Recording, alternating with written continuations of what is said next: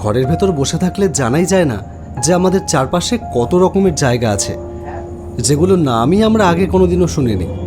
সেই দিক থেকে আমি বেশ ভাগ্যবান, কারণ আমাকে এমন একটা কাজ করতে হয় যার সুবাদে বিভিন্ন শহরে গ্রামের আনাচে কানাচে আমাকে ঘুরতে হয়। আমার আনাজপাতির একটা ছোট্ট ব্যবসা আছে। দোকানে দোকানে মুদিখানার সামগ্রী সাপ্লাই দিই, ফলেই পুরনো দোকানে তো ঘুরতে হয়, আবার কোথায় কটা নতুন দোকান হলো সেই খবরও রাখতে হয়। এই কাজেই আমি বেশ খুশি। কাজটা নিজের, ইনকাম কম হোক বা বেশি হোক, চোখ রাঙানোর কেউ নেই। আজ গিয়েছিলাম গলামোড়া, জানতামই না যে এই নামেও কোনো জায়গা আছে। আমার এক পুরনো কাস্টমার দোকানদার আজ সকালে ফোন করে বলল সেখানে যাওয়ার জন্য। সেখানে তার ভগ্নিপতি নাকি নতুন দোকান দিয়েছে, সে চায় সেই দোকানে যাবতীয় মাল আমিই দিই। তাই আজ বিকেলে বেরিয়েছিলাম। কী কী মাল লাগবে তার লিস্ট আর অ্যাডভান্সের টাকা নিয়ে বাস ধরে বাড়ি ফিরছি।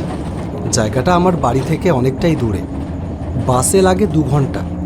বাস থেকে নেমে নদী পেরিয়ে আবার টোটোয় করে 10 মিনিট গেলে তবে গলামোড়া। যেতেই অনেকটা সময় চলে গেছে, আর ফেরবার সময় বাসটা যেভাবে ঢিকির করে চলছে তাতে মনে হয় আরও ঘন্টাখানেক লাগবে বনগা পৌঁছাতে। দেখি দাদা, টিকিটটা করবেন। পাশে তাকিয়ে দেখলাম এতক্ষণ পর কন্ডাক্টর এসে টিকিট চাইছে। পকেট থেকে একটা 50 টাকার নোট বার করে দিয়ে বললাম, একটা বনগা, ওই যে গলামোড়া ঘাট থেকে। বনগা যাবেন বলে উঠেছেন, কিন্তু এ বাস তো বনগা যাবেন না। বনগা যাবে না? না, বেঁধে পেটালেও না। ওঠার সময় দেখেননি সামনে কি লেখা রয়েছে? কিন্তু এই রুটের সব বাসই তো বনগা যায় জানতাম। এই রুটটা নতুন চালু হয়েছে, গলামোড়া টু বয়রা। আপনি বোধহয় বয়রাকে বনগা দেখেছেন। যাকে সামনেই বকুলপুর আসছে, নেমে যাবেন। ছি ছি ছি ছি, এত বড় ভুল হলো কিভাবে? ভাবতে গেলেই শরীরটা ঝনঝন করছে।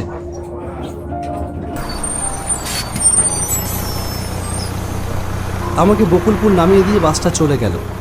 এবার এখান থেকে বনগা যাব কিভাবে?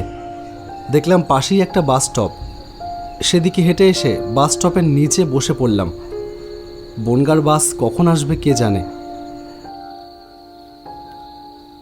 মোবাইলটা বার করে দেখলাম রাত 8টা বেজে গেছে। বাস স্টপটায় ঘুটঘুটে অন্ধকার, আশেপাশেও তো কাউকে দেখছি না যে একটু জিজ্ঞেস করব। ও দাদা, কোথায় যাবেন?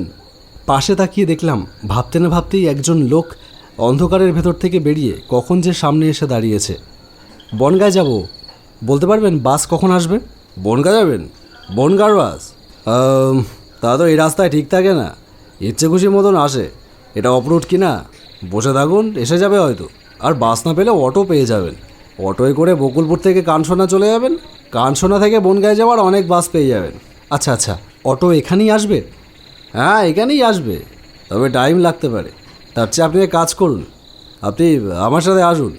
আমি আপনাকে বিষ্ণু অটোওয়ালার বাড়িতে নিয়ে যাচ্ছি, ও আপনাকে কানসোনা পৌঁছে দেবে। তাহলে তো খুবই ভালো হয়, চলো আমাকে নিয়ে চলো। আচ্ছা বেশ, আসুন। ও দাদা, বলছি একটু আপনার ফোনটা দিন তো। বিষ্ণুদাকে একবার ফোন করে কনফার্ম করে নি বাড়ি ফিরেছে নাকি রাস্তায় রয়েছে কোথাও। ও আচ্ছা, এই নাও। ফোনটা হাতে দেওয়া মাত্রই লোকটা ফোনটা নিয়ে এক দৌড়ে পালিয়ে গেল। এই আমার ফোনটা নিয়ে যাচ্ছে! এই দাঁড়াও দাঁড়াও দাঁড়াও! এই চোর চোর! এই আমার ফোনটা নিয়ে গেল!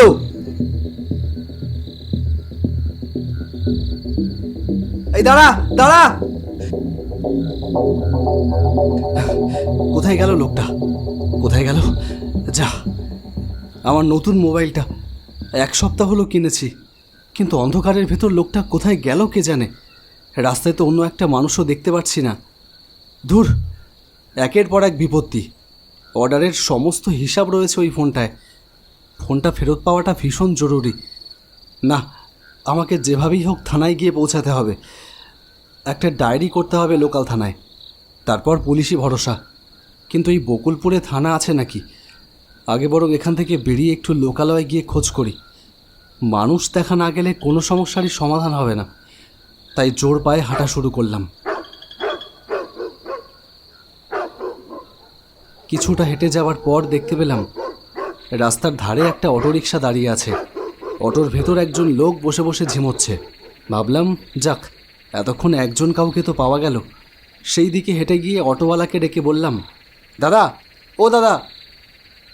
কী হলো? ওরকম গাক গাক করে চেঁচাচ্ছেন কেন? কোথায় যাবেন? আমি একটু থানায় যাব, আপনি আমাকে একটু লোকাল থানায় নিয়ে চলুন না প্লিজ। লোকাল থানা? যাব, তবে ভাড়া কিন্তু বেশি লাগবে, অনেকটা দূর। বেশি লাগবে মানে? কত দিতে হবে? এখান থেকে এমনিতে 40 টাকা ভাড়া, কিন্তু এই রাতের বেলা আপনাকে একা যদি নিয়ে যাই তাহলে 100 টাকা ভাড়া দিতে হবে, ওর কমে যেতে পারবো না। 100 টাকা ভাড়া? না না, আপনি অনেকটাই বেশি বলছেন। এত টাকা ভাড়া হয় নাকি? 40 টাকা ভাড়া, আপনি সেখানে 60 টাকা নিন। দেখুন, অত কথায় আমার কাজ নেই, গোটা রাস্তায় আর কোনো প্যাসেঞ্জার পাবো না। আপনার পোষালে উঠুন, না পোষালে ফুটুন। কে আবার ফোন করে? হ্যালো, কিরে তুই এখন ফোন করছিস কেন? কী হয়েছে? হ্যাঁ, সে কি বলছিস মাইরি? ঠিক আছে রাখ। ঠিক আছে, আপনি উঠে আসুন, ওই 50 টাকায় দেবেন। অটোয় উঠে বসে যেন হাঁপ ছেড়ে বাঁচলাম। অটোওয়ালাকে বললাম, বনগাঁয় যাবার বাস ধরবো, আপনি একটু ধরিয়ে দিতে পারবেন? হ্যাঁ হ্যাঁ, পারবো না কেন? এ আর এমন কি ব্যাপার, আপনি চাপ নেবেন না, যেখানে বলবেন আপনাকে সেখানে পৌঁছে দেবো। হঠাৎ আমার প্রতি লোকটার এত অনুগত্যের কারণটা বুঝতে পারলাম না। খুশি হবার বদলে এবার যেন একটু ভয় হলো। হঠাৎ করে কেমন যেন ঘুম এসে গেল আমার। ঘুমে চোখ যেন খোলা রাখাই মুশকিল। অনেকক্ষণ তাকিয়ে থাকবার চেষ্টা করলাম, কিন্তু একসময় ব্যর্থ হয়ে ঘুমিয়ে পড়লাম।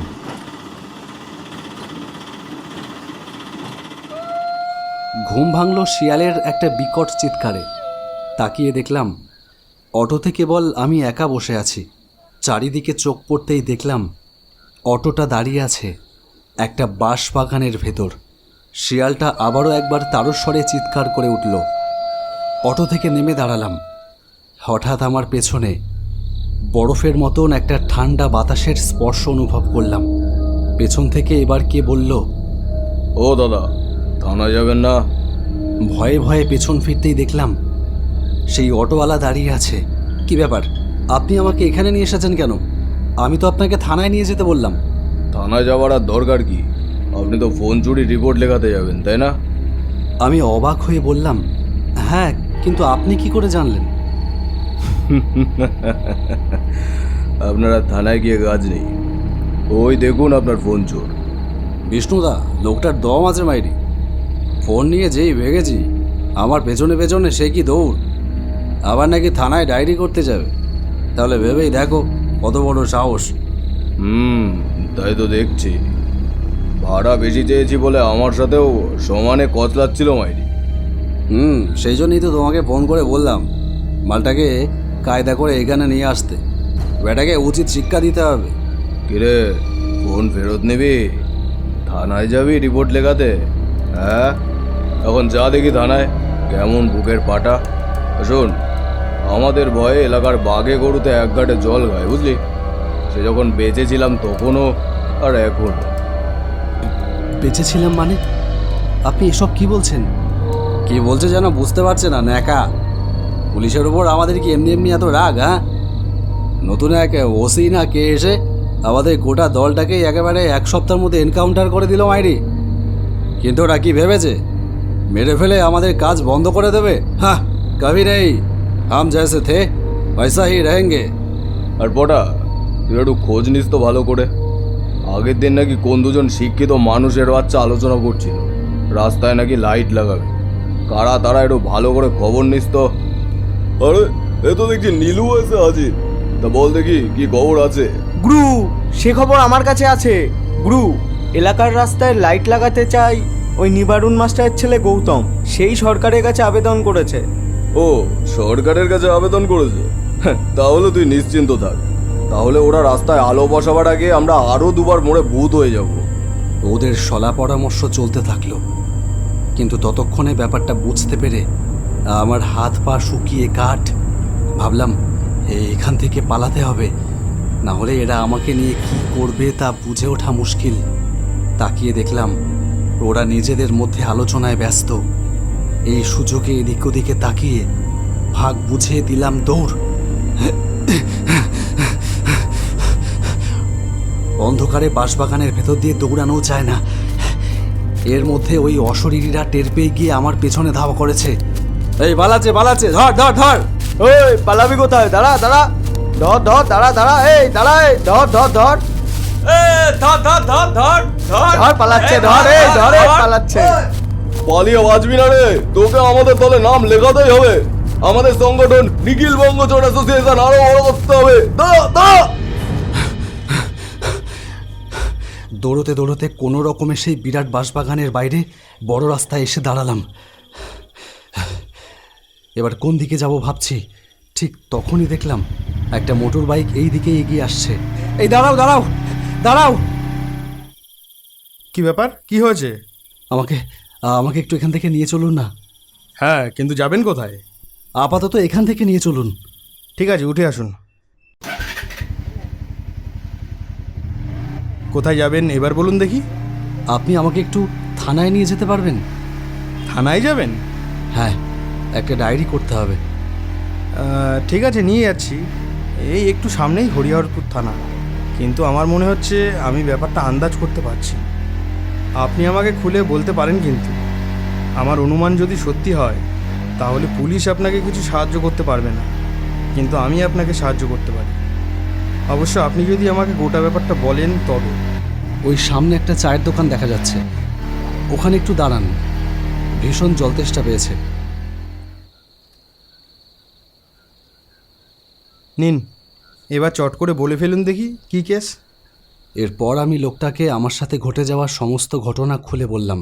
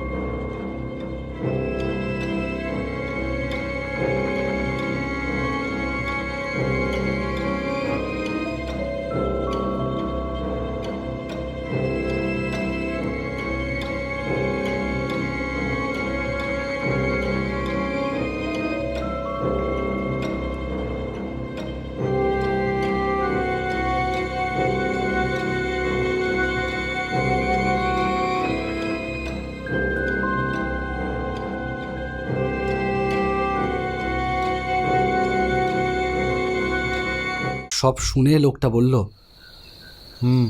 এ তো সেই ব্যাপার দেখছি।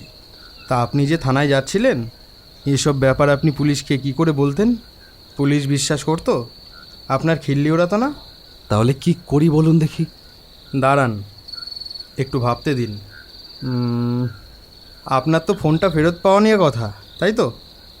হ্যাঁ, আমার ফোনটা ফেরত পেলেই হলো। বেশ, আপনি এক কাজ করুন, আপনি আমার সঙ্গে আমার বাড়ি চলুন, পেয়ে যাবেন, অসুবিধা নেই।